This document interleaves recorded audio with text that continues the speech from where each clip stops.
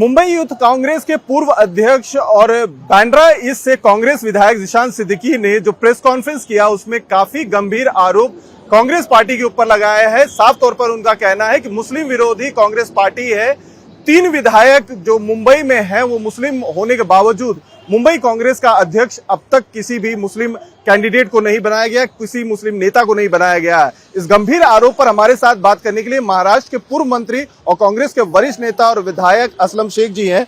Sir, Zeeshan Siddiqui ने आज जो प्रेस कॉन्फ्रेंस किया उसमें काफी सारे गंभीर आरोप कांग्रेस पार्टी के ऊपर लगाए हैं। इतिहास से शुरू करते हुए उन्होंने अभी मौजूदा स्थिति में कांग्रेस किस तरीके से मुस्लिम जो नेता हैं उनके साथ सौतेला व्यवहार कर रही है, इस तरीके के गंभीर आरोप लगाए हैं। क्या कहेंगे? देखिए, मैंने तो उनका इंटरव्यू देखा नहीं है, ना ही सुना है, लेकिन आज मौलाना अबुल कलाम आज़ाद जी की जयंती है। मेरे ख्याल से आज़ादी के बाद ये कांग्रेस पार्टी थी जिन्होंने पहला जो है उनको एजुकेशन मिनिस्टर बनाया था। और महाराष्ट्र में भी अगर आप देखें तो महाराष्ट्र के अंदर भी जो है चीफ मिनिस्टर की पोस्ट, जो सबसे बड़ी पोस्ट है, वो भी AR अंतुले जैसे लोगों ने निभाई है। कई मंत्री मेरे जैसे कई लोग यहाँ पे रहे हैं, तो इस तरीके की बात करना मेरे ख्याल से मुनासिब नहीं है। कई सारे जो विरोधी नेता हैं वो कह रहे हैं कि कहीं ना कहीं जिशान ने जिस तरीके से प्रेस कॉन्फ्रेंस करके पार्टी पे आरोप लगाया है, बचकानी हरकत थी, ये जो है मैच्योरिटी कहीं ना कहीं उसकी कमी दिखाई दे रही थी। इसको किस तरीके से आप नहीं, डेफिनेटली देखिए, इससे पहले भी अशोक राव जी भी गए और बाकी के भी जो नेता गए हैं। मेरे ख्याल से इस तरीके से किसी ने जो है बात कांग्रेस के खिलाफ की नहीं है। और थोड़ी सी अभी उस पर जो मैच्योरिटी एज ए पॉलिटिशियन होनी चाहिए वो तो है ही नहीं ना। यूथ कांग्रेस का अध्यक्ष था, अच्छा काम कर रहा था। अब उन्होंने इस तरीके का जो आप कह रहे बातें की है, तो क्योंकि मैंने तो अभी तक उनका इंटरव्यू देखा नहीं, लेकिन ये मुनासिब नहीं है कांग्रेस के बारे में इस तरह की बात करना। सर, उनका ये कहना है कि अब तक जितने भी यूथ कांग्रेस के जो है अध्यक्ष पद के लिए जिनका चुनाव हुआ है, सबसे बड़ी जो है संख्या लेकर 88,000 से ज्यादा उन्हें वोट मिले थे। उसके दम पे वो अध्यक्ष बने थे और पार्टी ने उनको जरूरी भी नहीं समझा बताना कोई कारण, और सीधे मीडिया के जरिए और एक प्रेस नोट के जरिए पता चला कि उन्हें उनके पद से हटा दिया गया है। नहीं, देखिए, ये ऑर्गेनाइजेशनल पोस्ट जो होती है, कई सारी पोस्ट है, जैसे यूथ हो गया, उसके बाद में महिला कांग्रेस हो गए, उसके बाद में बहुत सारे सेल्स हैं। इसमें जो है एक अपना एक ऑर्गेनाइजेशन का सिस्टम होता है, उस सिस्टम के हिसाब से जो है वो काम किया जाता है कांग्रेस पार्टी के अंदर।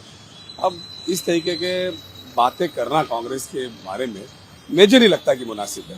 पिता उनके चूंकि अब अजीत पवार गुट में चले गए हैं, उनका कहना है कि क्योंकि पिता अजीत पवार गुट में चले गए हैं और उनका सरनेम सिद्दीकी है, इस वजह से उन्हें निशाना बनाया। जबकि इतिहास अगर जो है पूरे देश में देखे तो कई सारे ऐसे परिवार हैं जिसके सदस्य एक पार्टी में रहते हैं जबकि दूसरा सदस्य दूसरी पार्टी में रहता है, लेकिन उसे पार्टी से निकाला नहीं जाता है। चूंकि उनका नाम सिद्दीकी है, वो एक मुस्लिम जो है शख्स है, इस वजह से उनके साथ ऐसा व्यवहार किया गया है। नहीं, देखिए, बाबा सिद्दीकी भी जब उन्होंने पार्टी छोड़ी तो उन्होंने ये दुख व्यक्त किया कि मैं 40 साल इस पार्टी से जुड़ा रहा, आज मुझे दुख हो रहा है। और उन्होंने ऐसी कोई बात नहीं की जहाँ पे कांग्रेस की उन्होंने आलोचना की है। उन्होंने जो है अपनी मैच्योरिटी दिखा के अपने बयान किया।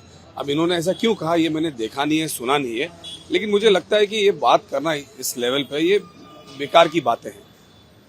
आखिरी सवाल सर, एंटी मुस्लिम पार्टी जो है तक करार दे दिया है, जिससे लेकर सबसे ज्यादा हंगामा हो रहा है। लोगों के जो है सबसे ज्यादा कमेंट्स उस बात को लेकर आ रहे हैं। आप इसको कैसे देखते हैं कि कांग्रेस पार्टी को एंटी इस्लामिक बता दिया कि इनको वोट चाहिए, लेकिन जहां पर जिसका जो अधिकार है वो जो है नहीं मिल रहा है मुसलमानों को? नहीं, देखिए, आज की तारीख में देश में जो हाल है, सेक्युलरिज्म की बात कौन कर रहा है, संविधान बचाने की बात कौन कर रहा है, लोगों में जात जात प्रांत प्रांत में झगड़ा ना हो, ये बात कौन कर रहा है? ये कांग्रेस पार्टी कर रही है। भारतीय जनता पार्टी तो 2 समूह में झगड़ा लगाने की बातें कर रही है।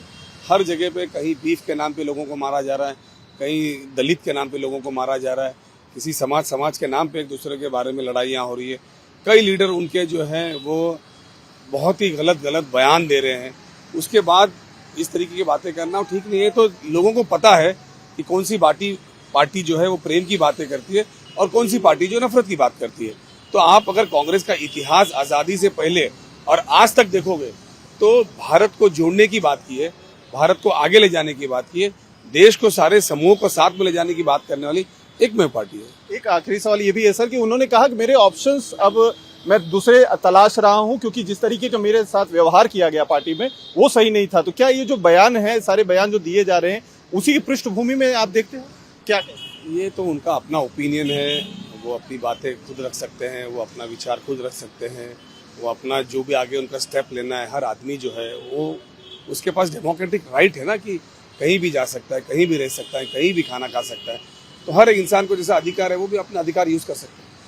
सर, बात करने के लिए बहुत बहुत शुक्रिया। तो ये थे असलम शेख, जिनका साफ तौर पर कहना है कि जो जिस तरीके की भाषा ज़ीशान सिद्दीकी ने इस्तेमाल की, ये एक मैच्योर्ड राजनेता के तौर पे नहीं दिखाई देता है और इसके लिए उनके माफ़ी तो मांगनी ही चाहिए। कैमरामैन संतोष ज्योति के साथ इंडिया टीवी मुंबई।